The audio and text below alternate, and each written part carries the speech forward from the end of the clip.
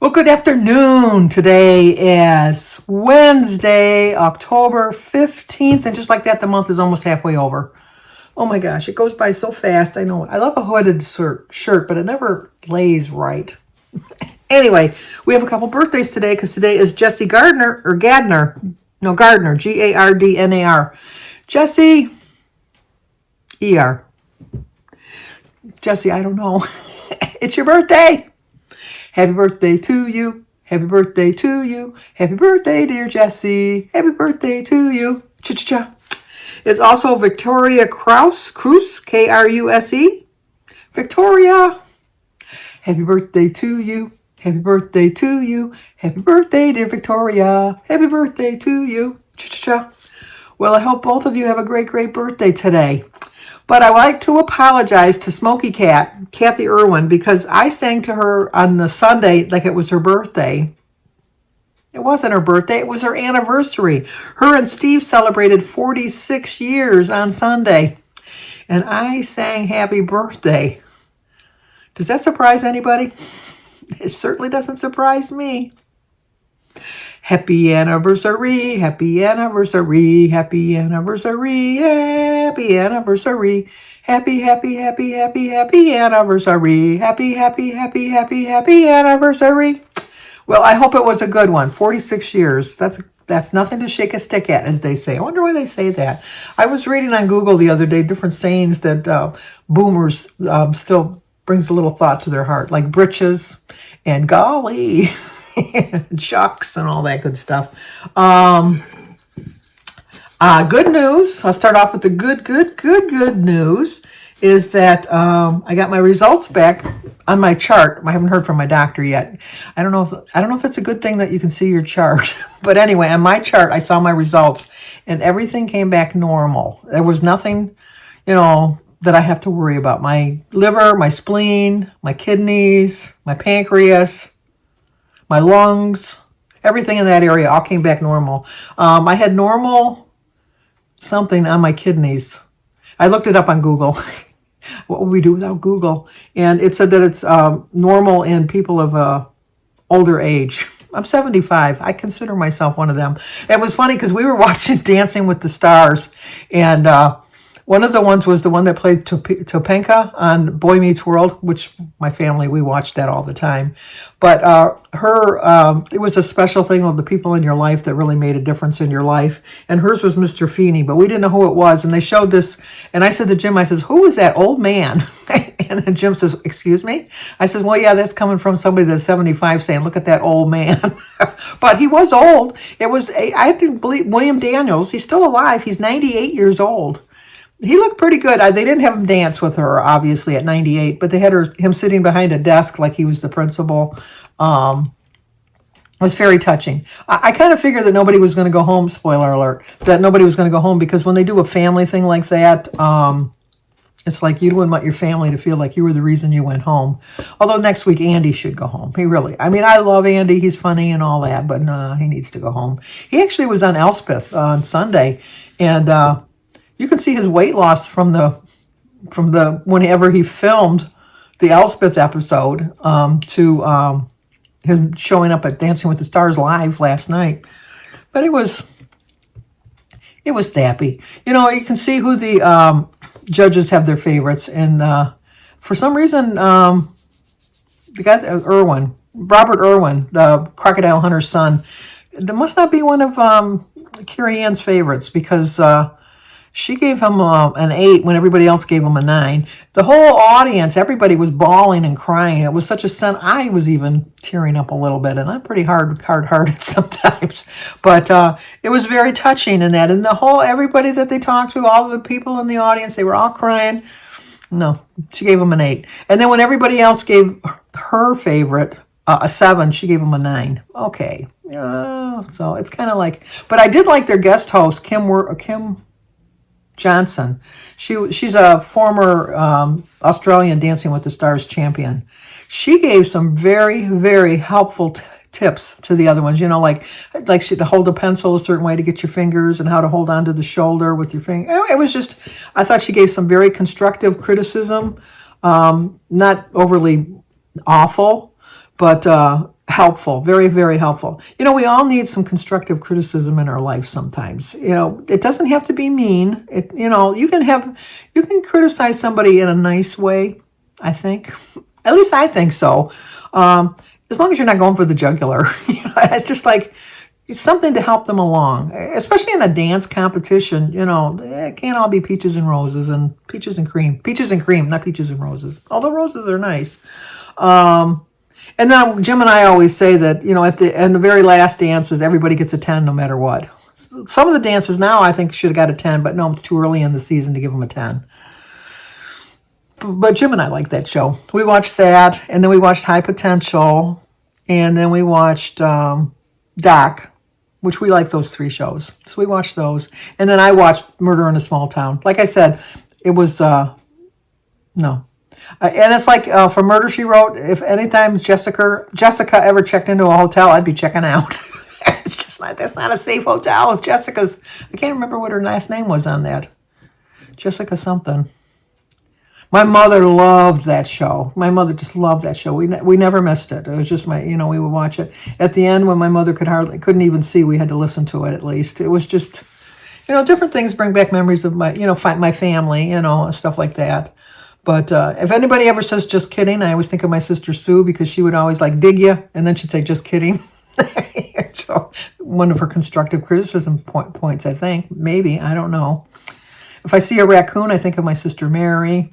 If I see any needlepoint or quilts, I think of Denise. If I see anybody with long hair that ought to have their hair cut, I think of my brother Michael. My brother Michael, he's a very good-looking man, but his hair, I wish he would cut it. I don't understand. I never understand when men have long hair and then they keep it in a ponytail anyhow. What's the point? I just don't get it. I just don't get the point. I just don't. But, different things. I don't know, just memories and stuff. But anyway, so I got the good news about that. And then on my porch the other day, I got the, have you seen the commercials where they send you the colon rectal test for a colonoscopy? I didn't ask for it, but it was there sitting on my porch. So I'm due for a colonoscopy in April. We'll see. Friday, I'm going for my mammogram. And then next month, I have to go for a bone density. It's an ultrasound of my thyroid, which is part of the process that I go through. And then I don't have another doctor's appointment until January, when I go see the doctor for the results to my bone density and that. I was trying to schedule them for December, so it would be a little bit closer to my appointment, because my appointment is January 3rd. But December was pretty much booked up. I think a lot of people take vacation time in December anyhow. They save up their time. So that's what I always did. I always saved up my time so I didn't have to. I always had the day before, because you always got the day before or the day after Christmas off, and the day before and the day after New Year's off. So I always would schedule my extra vacation days for the extra days in between those 2 holidays. And then sometimes I'd have enough days that I could take them before, so I could take like a true 2 weeks vacation. When I had my knee surgery for my first knee, that's how I did it. I ended up because I didn't get paid for being off. And I was able to work in 3 weeks worth of vacation time. So I only lost 3 weeks pay, which, at the time was, it took a hit on my budget, because, like I've told you, I'm not really good with money. I've never been, never will. I know I'm doing better, but my philosophy is there to spend. I know. Lots of people have all these savings accounts and stuff like that. I have a savings account, but my family is not going. My kids are not going to be going on some major cruises when I'm passed. I will just put it that way.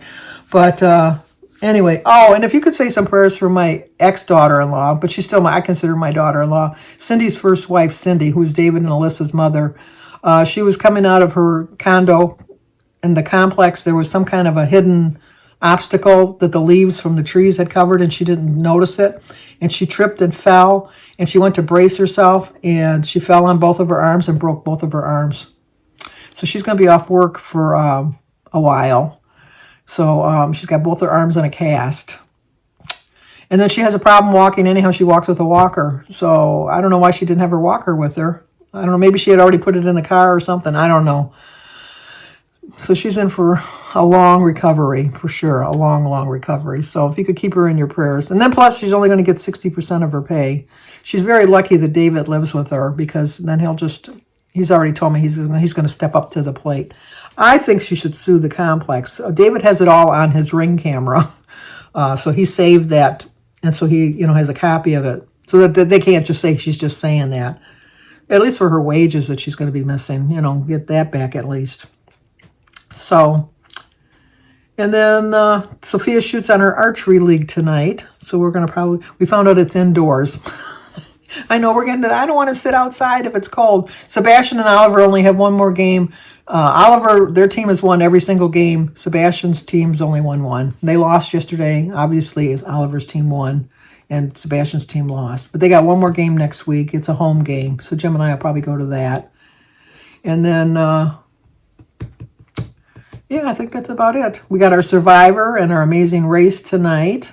I heard a rumor that, spoiler alert if you didn't watch last week's, one of the players was injured and was medevaced off.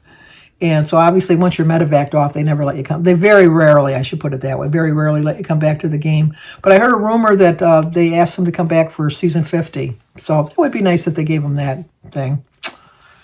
And so then we watched Amazing Race. I really don't have a favorite yet. I don't have anybody. The one I wanted to be gone was gone already, so that was good. So I'm glad that she's gone. Angela, I didn't like her on Big Brother, and I didn't like her on Amazing Race, so I was glad she was gone. And then, who else? Yeah, the team that went home last week, I liked them, but they went. Too bad, so sad. I don't really care. They weren't one of my favorites. I do like Jag. I like the way Jag is playing. I really do.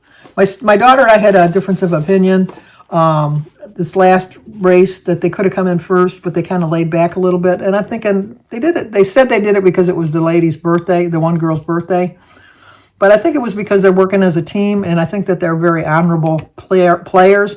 And they've already come in first, I think, 2 or 3 times. And so you don't really want to have too big of a target on your back. So kind of like a strategic move, in my opinion, that they made, which I think was a good move in my opinion. If I was younger, I would love to go on Amazing Race. I would never have gone on Survivor. I know that for a fact. I just, no, I need to eat. I need to use a restroom, and I don't need to be digging a hole or going in the oceans, if you know what I mean. So, no, that wouldn't be my cup of tea. But I like watching it. I really do like watching it. And then, and then all the Chicagos are on tonight. And then The Floor, and then we like to watch 99 to Beat. So we won't watch all of those tonight. We'll watch some of them today and then some of them tomorrow afternoon. And just get on with our life, I guess. I still haven't picked up the book. I'm just kind of booked out. But I mean, I've got them all piled up here. And if I ever get the notion to do them. I have 2 more episodes of Ballard on Prime that I want to watch. I'm going to watch some YouTube videos this afternoon. And yeah, that's going to do it for my day. So just wanted to share my good news. I was happy to hear that. I was, part of me, the doom and gloom part of me, because I'm a very pessimistic person as far as my health. I'm a hypochondriac. I've told you that before. I'm a very big hypochondriac. And I really did think they were going to find something, in a way. But I was hoping against hope that I would be proven wrong. And obviously I was proven wrong. Everybody told me, you're relaxed, you're fine. You're imagining all this stuff because your mind is very powerful, very, very powerful. And you can accomplish a lot if you can just get past your mindset. Just got to get past your mindset. If you can get past your mindset, you can go far. You really can go far. So, but that's going to do it. Yeah, I think that'll do it for now. So, until next time.